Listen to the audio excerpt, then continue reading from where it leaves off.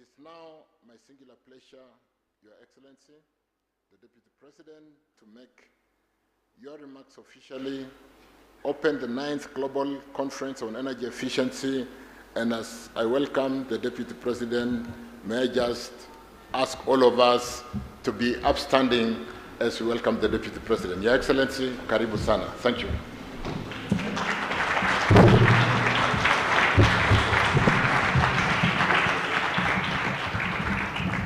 Thank you, CS. Please be seated.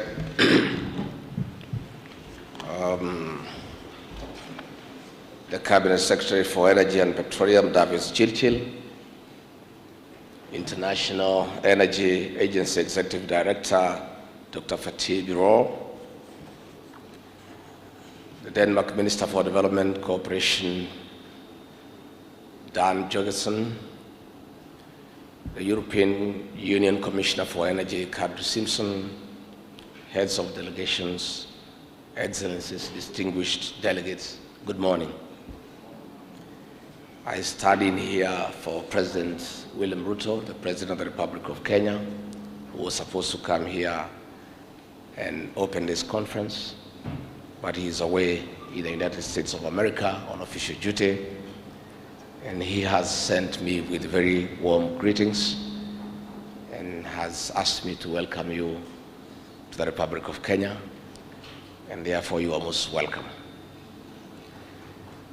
It is a pleasure to address this high-level convening, the International Energy Agency's 9th Annual Global Conference on Energy Efficiency on behalf of our President, His Excellency Dr.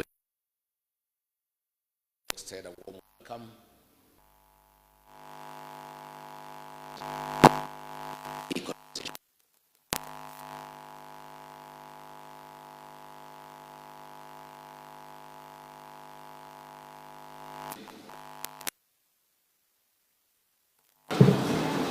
This conference happens when Kenya is leading the world in the march towards 100% green, clean energy. Renewable energy accounts for almost 90% of our generation and consumption.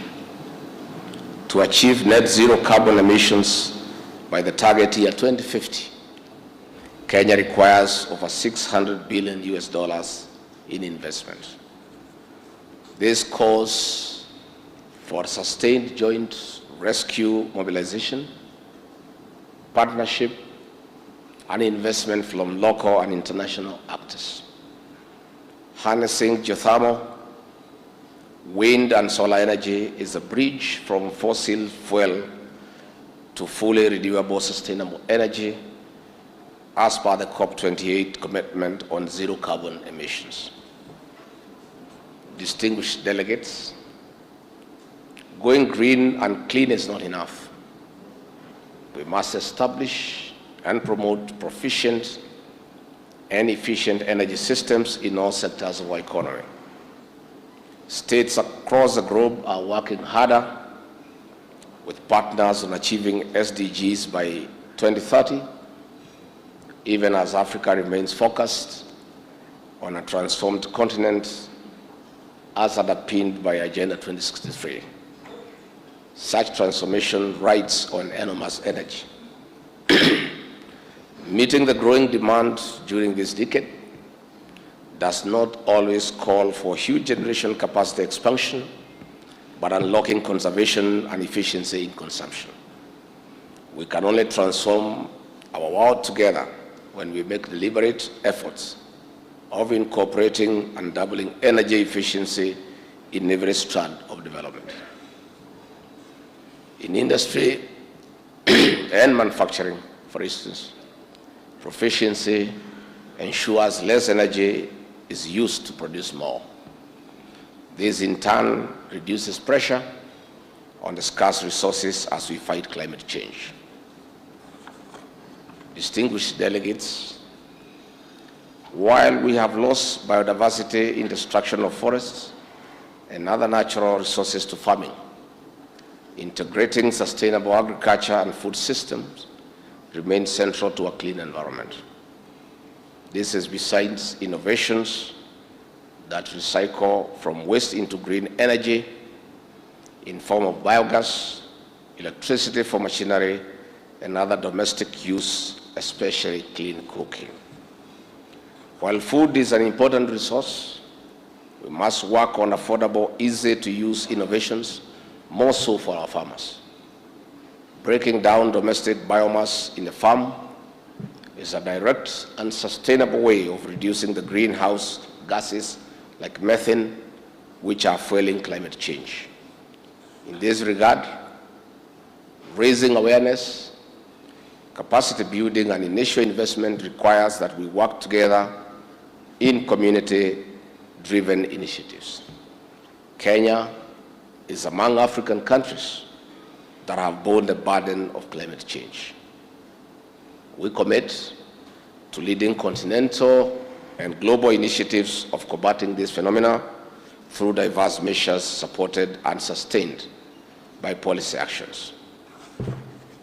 Distinguished delegates and participants, alongside raising awareness on the negative impact of climate change, we are actively planting seedlings across the country, targeting 15 billion trees by the year 2032.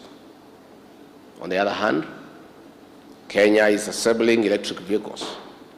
It is another way of progressively reducing and eliminating fossil fuel-powered mobility, which contributes to the carbon emission burden. Distinguished delegates, under our development blueprint, Kenya Vision 2030, we are determined to deploy modern infrastructure across strategic sectors of the economy to catalyze transformation of our nation into a middle-income country. Central to our bottom-up economic transformation agenda is energy efficiency and increasing electricity access, not only through the national grid, but also home-based sources like biogas and solar. Distinguished delegates, our partnership with the International Energy Agency as an association member country is pivotal in our commitment to advancing energy efficiency and renewable energy deployment. The support and technical assistance provided by the International Energy Agency will strengthen our capacity in data collection, policy planning, and drive forward our renewable energy agenda. Indeed, this forms the gist of this conference in cultivating collaboration and strengthening public-private partnership in funding transformative, consumer-focused innovations informed by solid research-based data. This is important because impact research requires massive resources in sector-specific disciplines. In this regard, we call upon the international community to ensure resources, as committed during COP28 and similar forums, are availed to, among other initiatives, fund innovations that promote climate action in Kenya and the African continent. Distinguished delegates, this conference, therefore, is a moment to learn good practices from our peers as well as those ahead of us. It is also time to identify national and international policy gaps that hinder adjustment of equipment, installations, and other infrastructure to allow for competitive technology that is cost-effective. On this note, we need to urgently review and harmonize our policies to, among other ways, offer subsidy in the manufacture and installation of energy-efficient equipment and other infrastructures. Such subsidies should also apply to the purchase and installation of solar panels and other sources of green energy. Distinguished delegates and participants, as Kenya transitions to green energy, we are addressing the cost of production while making power more reliable and more available. We are hereby inviting investment from regional and international partners to plug the various pillars of the bottom-up economic transformation agenda. In particular, we are ready to have direct engagement with companies and other entities for business investment in clean and energy efficiency. distinguished delegates, we take pride that Kenya is among the 5 member countries from Africa in the International Energy Agency. We thank you for the confidence in us. With Africa emerging as one of the fastest growing regions, the peace, security, and stability we enjoy in Kenya creates an enabling environment for investments to thrive. We are also the launchpad to accessing the more than 500 million people in the East African community and indeed the rest of the continent. Kenya is ready for business. Let us define and work for the future, where energy and efficiency is a catalyst for the inclusive growth and shared prosperity. It is therefore my pleasure to declare this International Energy Agency 9th Annual Global Conference on Energy Efficiency, held here in Nairobi, officially open. Asanteni sana.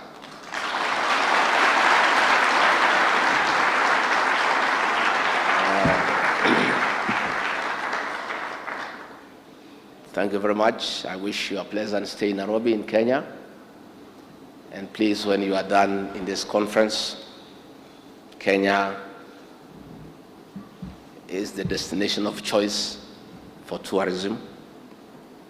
And I want to urge you that if you have never been to the Masai Mara, the 8th wonder of the world, you don't know what you are missing.